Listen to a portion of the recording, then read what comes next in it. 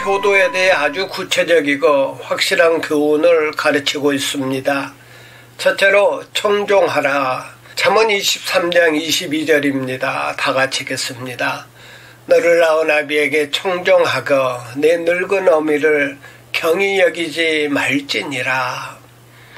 잠언에 보면 여러 차례 청종하라는 말이 계속 반복됩니다. 청종하라, 청종하라. 무슨 말씀입니까? 부모의 존재 가치를 인정하라. 청종할 가치가 있다고 인정하라. 부모님의 말씀에 일리가 있다고 인정하라. 그런 뜻입니다. 그런데 노망했다고 하면 불효라는 것입니다. 안 듣겠다고 하면 더 큰 불효입니다. 왜 그렇습니까? 부모님의 말씀은 그만한 가치가 있기 때문입니다. 자식을 위한 사랑과 희생, 수고, 그리고 눈물 속에서 하신 말씀이기 때문에 소중한 것이요. 들을 만한 가치가 있다는 것입니다. 그래서 부모의 말씀을 청종하는 것, 부모의 말씀을 귀담아 듣는 것이 효도입니다. 부모를 불쌍히 여기는 것은 효도가 아닙니다. 부모는 구제의 대상이 아닙니다. 돈 몇 푼 주고 효도했다고 하지 마십시오. 부모님 앞에서 조용히 귀담아 듣는 것이 중요합니다. 그만한 가치가 있기 때문입니다. 부모는 존귀의 대상입니다. 하나님 다음으로 최고로 높이는 것이 효도의 근본입니다. 여러분, 이스라엘 민족은 강한 민족이라고 합니다. 그 이유는 유태인들은 전통을 소중히 여기기 때문이랍니다. 이스라엘 사람들은 어떤 이슈에 대해 이런 말 저런 말 토론을 하다가도 누군가가 이것이 조상 때부터 내려온 전통이다 하면 토론을 멈춘답니다. 조상 대대로 내려온 미나시 탈무드를 소중히 여기는 것입니다. 유태인들이 자랑스럽게 하는 말이 있습니다. 우리에게는 세대차가 없다. 어른들과 아이들이 항상 같이 지내니까 어른들과 아이들 모두 전통을 소중히 여기니까 세대 차이가 없다는 것입니다. 그런데 부모님께 청종할 마음이 없다는 것은 망할 징조입니다. 둘째로 의인이 되고 지혜로운 자가 되어라. 24절입니다. 다 같이 읽겠습니다. 의인의 아비는 크게 즐거울 것이요 지혜로운 자식을 낳은 자는 그로 말미암아 즐거울 것이니라. 의로운 자식을 둔 부모는 자식을 생각할 때마다 마음이 기쁩니다. 자기는 의롭게 살지 못했어도 그러나 자식은 의롭게 사니 부모의 마음이 얼마나 기쁘겠습니까? 부모는 지혜롭게 살지 못했어도 그러나 자식만은 지혜로운 자가 되길 원하는 것이 부모의 마음입니다. 그래서 부모의 기쁨은 자식이 의롭게 사는 것이요 지혜롭게 사는 것입니다. 그것이 효도입니다. 그런데 자식이 잘못된 삶을 살고 있다면 그것은 불효입니다. 셋째로 즐겁게 드려라. 25절과 26절입니다. 다 같이 읽겠습니다. 내 부모를 즐겁게 하며 너를 낳은 어미를 기쁘게 하라. 내 아들아 내 마음을 내게 주며 내 눈으로 내 길을 즐거워할지어다. 이것이 효도입니다. 부모의 직업, 그의 취미, 부모의 철학, 그의 꿈들을 마음에서부터 즐거워해야 합니다. 쉽게 말하면 아버지 잘 사셨어요.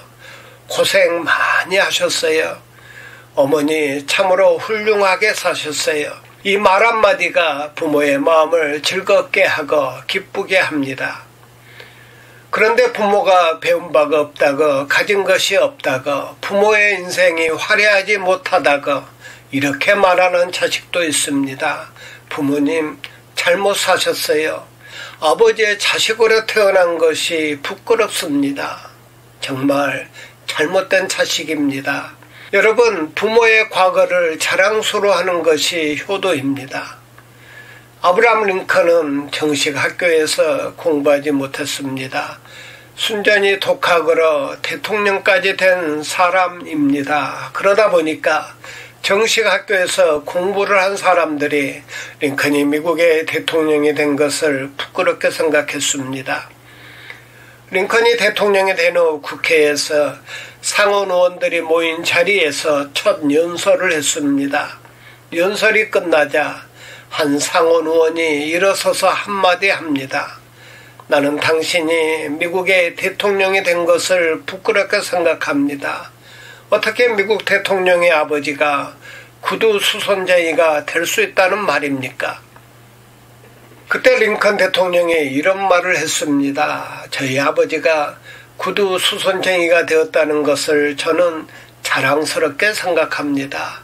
아버지의 직업을 저는 자랑스럽게 생각합니다. 저도 아버지가 구두 수선을 하는 것을 보면서 어깨너머로 배운 것이 있는데 당신의 구두에 문제가 생기면 가지고 오십시오. 제가 고쳐드리겠습니다.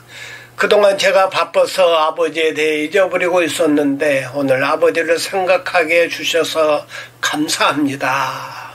링컨이 이렇게 대답하자 상원 의원들이 다 일어서서 대통령을 향해 박수를 보냈답니다. 얼마나 훌륭합니까? 아버지의 과거, 아버지의 직업을 자랑스럽게 여기는 바로 그 마음이 효도입니다. 메가더 장군의 유명한 기도문이 있습니다. 많은 사람들이 좋아해서 서점에도 가면 액자로 만들어 팔기도 하는데 그 기도 내용을 보면 내 아들이 이런 사람이 되게 주옵소서 하고 시작하다가 맨 마지막에 보면 이런 말이 있습니다.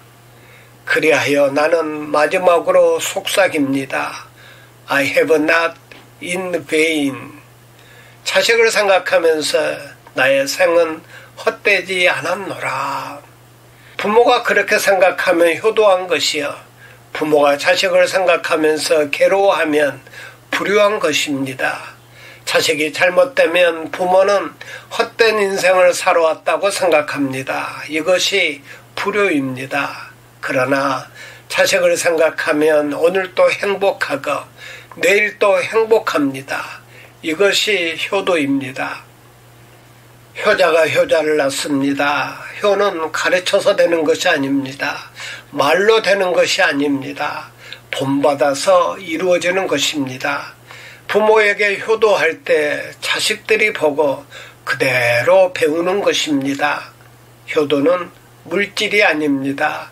그 무엇도 아닙니다. 깊이 생각해야 합니다. 하버드 대학 비즈니스 스쿨에서 나온 논문이 있습니다. 일반에게 발표된 내용은 아닙니다. 왜냐하면 사람들의 죄성을 고발하는 충격적인 내용이 담겨있기 때문입니다.